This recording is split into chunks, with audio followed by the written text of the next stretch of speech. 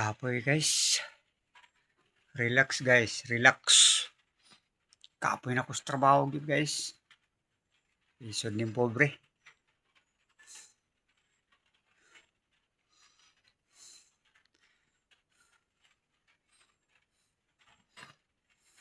Saan man nato kinimaya tong kuan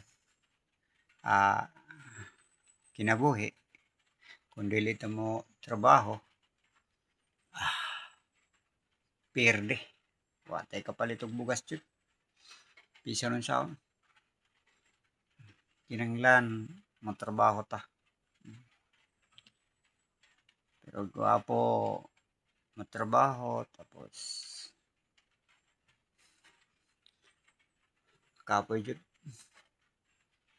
Kumusta na karon ang akong boyfriend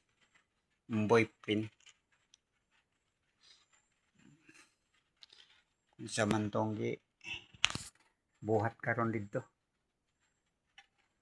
sa may gibuhat karon didto. Huwag kayong mag-alala, may ngipin ako doon, inaasimbol ko na tapos tanggalin ko to lahat para wala nang ngipin talaga at marpil ang inex ko dito. Malapit na ako mag-relax.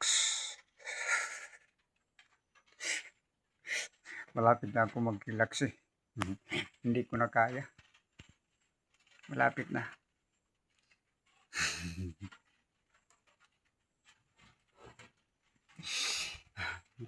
Ito ako sa bahay ng kapatid ko.